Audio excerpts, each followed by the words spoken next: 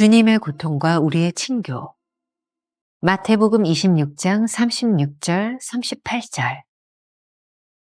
고통은 우리의 친구. 예수님께서 겟세마네에서 두려워하신 것은 십자가의 죽음이 아니었습니다. 주께서 가장 강조하신 말씀은 자신이 죽기 위해 오셨다는 것이었습니다. 겟세마네에서 주께서 두려워하신 것은 인자로서의 사명을 다 감당해낼 수 있을까 하는 것이었습니다. 사탄은 하나님의 아들을 공격할 수 없기에 인간의 몸을 입은 예수님의 약점을 공략합니다. 우리 죄를 사하시려는 하나님의 계획을 방해하려는 것입니다. 이때 인자는 오롯이 그 공격과 시험을 몸으로 다 받아내야 하셨습니다. 따라서 오늘은 신이신 예수님이 아닌 인간의 몸으로 사탄의 공격을 받으시는 예수님을 묵상해야 합니다. 인간의 몸을 입으신 예수님이 처음 받은 유혹은 광야의 시험이었습니다. 사탄은 철저하게 육신의 몸을 입으신 주님의 약점을 공략했습니다. 하지만 주님은 이기셨습니다. 사탄은 예수님을 다시 시험하고 공략했지만 또 패배합니다. 이처럼 사탄의 공격은 한 번으로 끝나지 않습니다. 하나님의 뜻을 이루려 할 때면 사탄은 어김없이 우리의 가장 연약한 부분을 찾아 공격할 것입니다. 그러나 사탄의 시험을 이상하게 생각할 필요가 없습니다. 오히려 시험은 우리의 친구다라고 말해야 합니다. 주님에게 있어서 고통은 힘들지만 하나님의 사명을 완수하기 위해 필히 겪어야 하는 것이었습니다. 어떤 대가를 치르더라도 하나님의 뜻은 이루어져야 합니다. 고통은 유일한 방법이요. 십자가는 인자로서 승리의 표시입니다. 인자가 고통을 겪으심으로 누구든지 하나님의 존전에 나아갈 수 있게 되었다는 사실을 우리는 기억해야 합니다. 주님의 고통에 동참할 때 우리의 인격이 그리스도와 하나됨을 경험합니다. 하나됨은 우리를 하나님 나라의 일원으로 인도합니다. 두려움으로 흔들릴 때, 고통으로 요동할 때, 절망으로 부서질 때 십자가의 주님을 바라보십시오. 김병선 목사의 매일 만나 365. 오늘은 4월 5일 주님의 고통과 우리의 친교라는 제목으로 말씀을 나눠보겠습니다. 어제도 제가 한번 언급을 했는데 계속해서 순환주간 그리고 부활절로 이어지는 메시지를 나누고 있습니다. 조금 힘들기도 하고 지루할 수도 있겠지만 굉장히 본질적인 우리의 신앙에 대한 문제를 다루니까 여러분들이 같이 깊이 잘 따라오시면 좋을 것 같습니다. 자, 고통은 우리의 친구. 오늘 묵상글의 의미를 먼저 생각해 봐도 좋을 것 같습니다. 주님은 나의 최고봉 스터디 가이드 책에 보면 오늘 글은 B.D. 챔버스가 이집트에서 돌아온 후 1922년에 출간한 첫 번째 책 오스왈드 챔버스의 십자가의 구속에 내오는 내용을 감추려 실었다고 합니다. 여러분들이 아시는 것처럼 오스왈드 챔버스가 직접 쓴 책이 아니라 오늘 이 묵상도 주님은 나의 최고봉도 역시 B.D. 챔버스가 그의 사후에 그의 글들을 모아서 기록한 것입니다.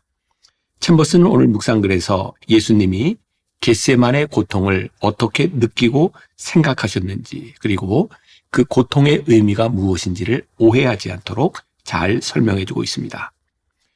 인간의 죄로 인해 신이신 예수님께서 당하시는 고통을 우리 인간들이 어떻게 이해할 수 있겠습니까? 우리가 그런 주님의 고통을 이해하지는 못하지만 한 가지 분명한 사실이 있습니다. 겟세마네와 갈보리 사건을 통해 주님의 고통이 우리로 하여금 영생에 이르게 하는 유일한 통로가 되었다는 사실입니다. 우리가 이해할 수 없는 이 고통의 의미에 대하여 챔버스는 이렇게 이야기합니다. 예수님께서 겟세마네에서 두려워하신 것은 십자가의 죽음이 아니었습니다. 주께서 가장 강조하신 말씀은 자신이 죽기 위해 오셨다는 것이었습니다. 겟세마네에서 주께서 두려워하신 것은 인자로서의 사명을 다 감당해낼 수 있을까 하는 것이었습니다. 사탄은 하나님의 아들을 공격할 수 없습니다. 하지만 인간의 몸을 입은 예수님의 약점을 공략합니다. 인간의 몸을 입고 오셔서 십자가를 지심으로 우리의 죄를 사하시려는 하나님의 계획을 회방하기 위한 공격입니다. 사탄이 공격할 때 인자는 그 공격을 물리칠 수 없었습니다. 오롯이 그 공격과 시험을 몸으로 다 받아내야 하는 것이었습니다. 그러니 오늘 말씀에서는 신으로서의 예수님이 아니라 인간의 몸을 입고 사탄의 공격을 받으시는 예수님의 모습을 보아야 합니다. 인간의 몸을 입으신 예수님이 고난 가운데서 제자들에게 도움을 요청하셨을 때 연약함으로 인해 그 심정이 얼마나 처절했겠습니까? 마태복음 26장 36절과 38절 말씀. 이에 예수께서 제자들과 함께 겟세마네라 하는 곳에 이르러 제자들에게 이르시되 내가 저기 가서 기도할 동안에 너희는 여기 앉아 있으라 하시고 이에 말씀하시되 내 마음이 매우 고민하여 죽게 되었으니 너희는 여기 머물러 나와 함께 깨어 있으라 하시고. 그런 생각을 하게 됩니다. 제자들에게 이것이 얼마나 영광스러운 순간이었을까요? 구원의 사역을 이루는 사건 한가운데서 주님과 동역자가 된다는 것이 말입니다. 하지만 연약한 인간은 주님의 동역자가 되어 중보자가 되지 못했습니다. 그래서 주님의 십자가의 길과 겟세마네의 시간이 더욱 고통스러웠을 것이라는 생각을 하게 됩니다. 인간의 몸을 입으신 예수님이 사탄에게 유혹을 받은 첫 번째 사건은 광야의 시험이었습니다. 사탄은 철저하게 육신의 몸을 입으신 주님의 약점을 공략했습니다. 먹는 것, 과시하는 것, 세상의 권세와 같은 것으로 말이죠. 하지만 주님은 이기셨습니다. 누가복음 4장 13절 마귀가 모든 시험을 다한 후에 얼마 동안 떠나니라. 오늘 본문에서 사탄은 다시 예수님을 시험하고 공략했지만 또 패배하고 물러가게 됩니다. 여기에서 우리에게 주는 교훈이 있습니다. 예수님께서도 그랬던 것처럼 사탄의 공격은 한 번으로 끝나지 않는다는 것입니다. 하나님의 뜻을 이루려 할 때면 어김없이 우리에게도 사탄이 공격할 것입니다. 그것도 가장 연약한 부분을 찾아서 말입니다.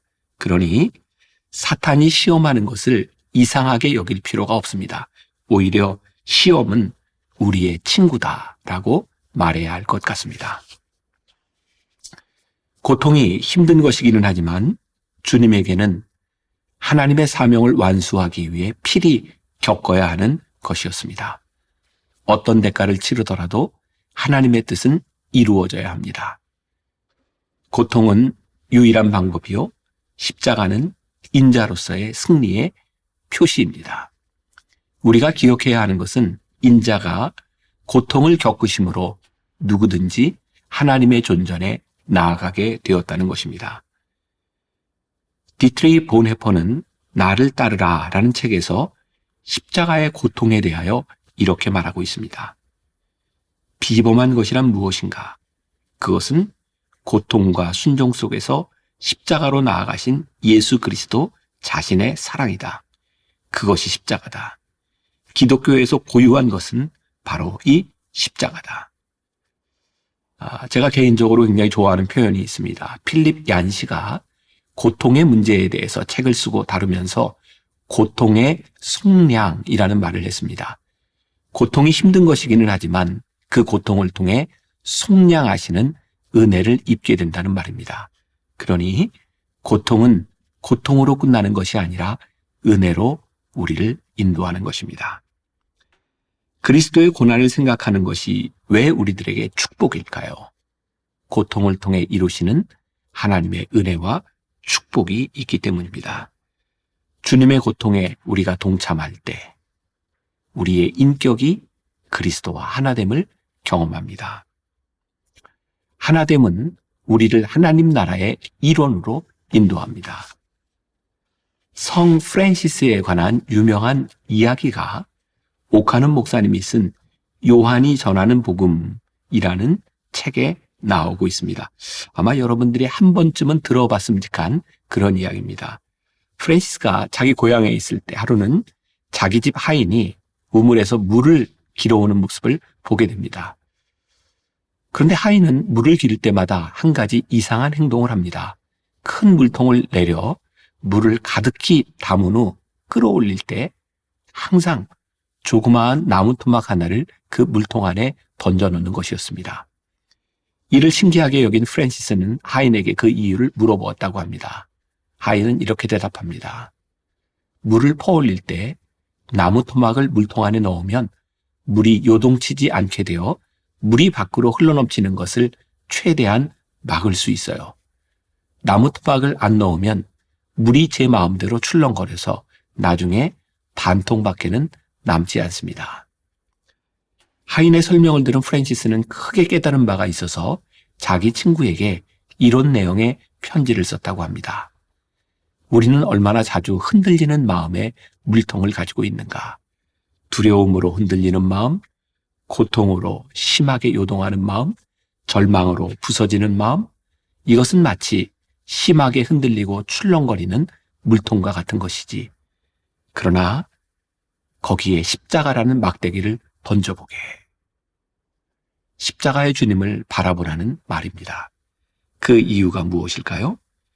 십자가의 주님은 목마름의 고통을 맛보신 분이시기에 우리가 그분을 바라볼 때마다 우리를 도우시고 우리의 고통을 함께 져주시기 때문입니다. 우리가 기억해야 될 한 줄 노트. 고통은 힘들기는 하지만 승리로 이끄는 통로임이 분명합니다. 이것이 십자가의 신비입니다. 오늘 하루 우리가 품고 살아갈 질문입니다. 고통스럽지만 당신을 생명과 승리로 인도하는 십자가는 무엇인가요? 기도하겠습니다. 고통은 우리들에게 참 힘든 것입니다. 유혹은 우리들에게 늘 어려운 것입니다. 주님은 십자가의 고통을 이기시고 승리하셨고, 주님은 이 땅에 인간의 몸으로 입고 오셔서 사탄의 유혹을 잘 승리하셨던 분이십니다. 우리들에게도 동일한 유혹과 고통이 올 수 있습니다. 그때마다 우리가 생각해야 되는 것, 이것을 지나 우리가 승리로 가고 있다는 것을 기억하게 하여 주옵시고, 주님의 십자가를 기억할 때마다 주님을 통해 십자가를 통해 주셨던 구원의 역사를 기억하며 견디며 이기는 주의 백성들이 되게 하여 주옵소서. 오늘 우리들의 삶의 십자가가 무엇인지, 그것이 아무리 우리를 무겁게 한다 할지라도 승리하는 사람들, 승리의 기쁨을 고백하는 사람들이 되게 하여 주옵소서. 예수님의 이름으로 기도했습니다. 아멘. 고통은 힘들지만 승리로 이끄는 통로임이 분명합니다. 이것이 십자가의 비밀입니다.